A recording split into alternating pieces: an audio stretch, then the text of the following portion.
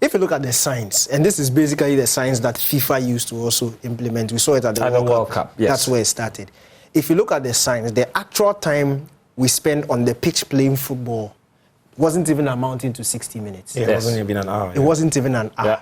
And that's why FIFA... Because of the stoppages. Because of the stoppages. Not necessarily injuries, but stoppages. Yes. And all those things add up. And it takes a bunch of time away from the game that is being actually played on the field. So that is the science behind it. So if you are adding an extra 10 minutes, an extra 11 minutes from what we've been seeing in FIFA competitions, and you back it up with the science, even that extra 11 minutes, you are not going to spend 11 minutes actually playing football. And that's why 8 minutes became 11. 8 minutes became 11 because there was a clash of heads between Partey and... No, but I'm saying the same stoppages thing. So yes, it can happen. That we will play extra more than what was added. But so if you look at it from that angle, you understand the science behind it. Yeah. But again, I feel like it might be controversial, but that's what I just feel. The coaches and the players are seeing it from an emotional point of view. When you see 11, it's like, hey, it's plenty.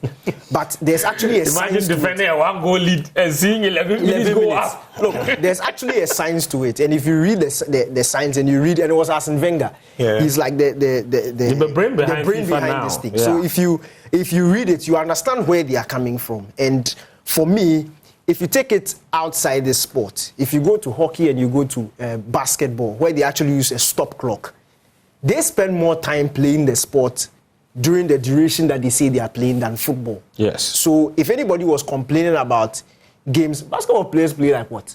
2 or 3, they can play like 3 matches a week. Yeah.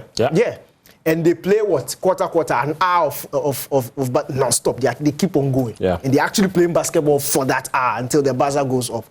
So if you juxtapose that science with the football, I understand what FIFA and the FA are doing. For a fan to do about nothing? For a fan to, I like it. I think the psychological aspects of it matters. And as Danny said, when you look at the stop clock or the added time and it's 11 minutes, and you go on and play 15 more minutes, then you're looking at the time spent on the pitch, either by running or stopping or taking instruction or engaging, paying attention. Now, football is not only played by when you're kicking the ball or running, it's played with the concentration.